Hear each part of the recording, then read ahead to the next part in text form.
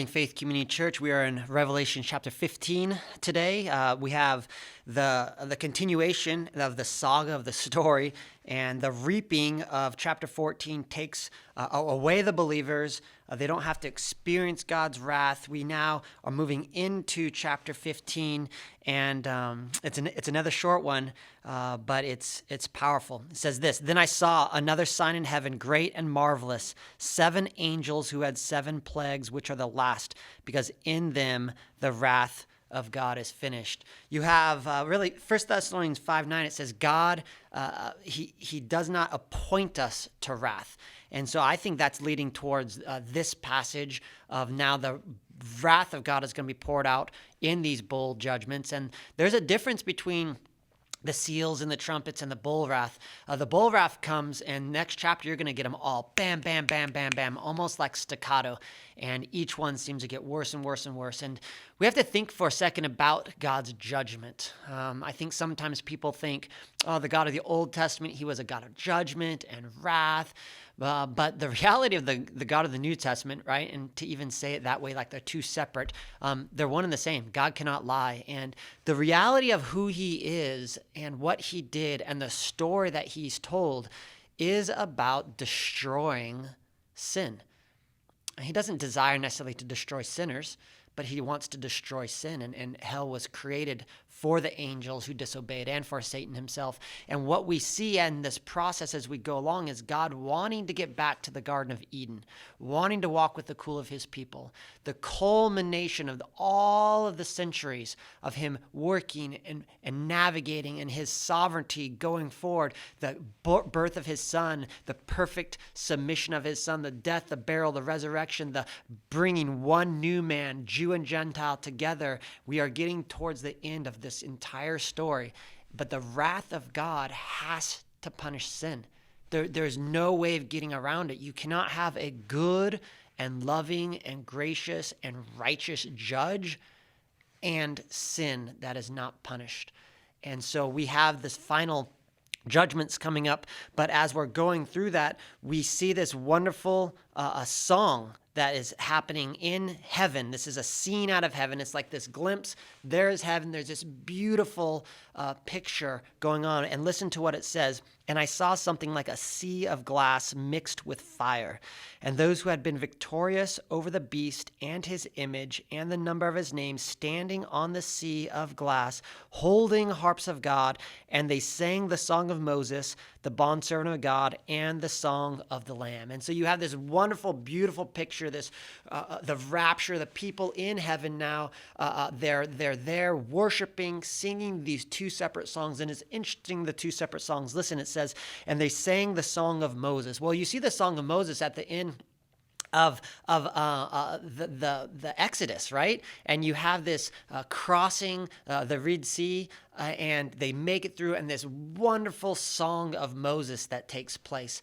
And so this deliverance that they have. And now you also have this song of the Lamb. And this deliverance, it's finally done. Sin is going to be done away with. The full wrath of God is going to be poured out. There is no longer sheep and goat. It is just going to be heaven. It is just going to be walking again in the coolness of God. No more struggle, no more pain, no more tears. All of these illustrations that have been given time and time and time again. And the song says this: "Great and marvelous are your works, O Lord our God, the Almighty. Righteous and true are your ways, King of the nations. Who will not fear, O Lord, and glorify your name?" Who will not fear and glorify? Think about all that has happened.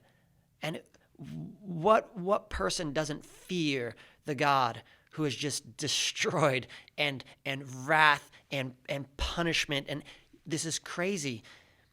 "For you alone are holy." And then I love this. It says, "For all the nations will come and will worship before you, for your righteous acts have been revealed." And I love that because we see the culmination that every tribe, tongue, language, people group, there's going to be a representative. As a missions pastor, this is so awesome to know that God is not a God of America solely. God is not a God of white or black or Asian. God is a God of his people, his creation, and his diversity and his unity that makes up the Trinity, he's bringing all of the nations that he has purchased for himself by his blood, and we're seeing the glimpse of that. And it says this, after these things I looked, and the temple of the tabernacle and the testimony in heaven was opened, and the 7 angels who had the 7 plagues came out of the temple, clothed in linen, clean and bright, and girded around their chests with golden sashes. Then one of the 4 living creatures gave to the 7 angels 7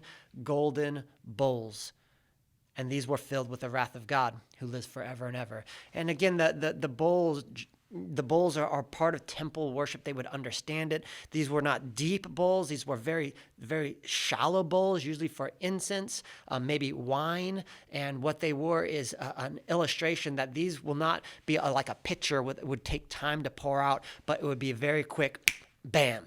And these bowl judgments, as they're dumped out, it's just staccato. It's just bam, bam, bam, bam, bam. And our next chapter, we're going to see all of those bowl judgments are wrapped up in a very short chapter as we go into chapter 16. But it ends with this, and it says, and the temple was filled with smoke from the glory of God and from his power, and no one was able to enter the temple until the 7 plagues of the 7 angels were finished. I'm very blessed by 1 Thessalonians 5:9 if you want to go read it, but we're not appointed for wrath. God's chosen are not appointed for wrath. We are in heaven at this point. We are with him. We are singing, proclaiming the song of Moses and the song of the Lamb, and it is too late for everybody else. So our prayer is that we would share the gospel in such beautiful and productive ways that people would say, what's different about these people? And that they would have the chance and the choice and the opportunity to bend their knee before chapter 15 is happening. Because once chapter 16 happens, it's all done. There's no more chance. One of the things that you will never, ever have again when you enter into heaven is the opportunity to share the gospel, because there won't be any unbelievers. So during this season, I pray that you would take the opportunity to be the mouthpiece of God, to be the hands and feet that people might know and be persuaded to taste and see that he is good, that they won't have to experience the full wrath of God. God bless.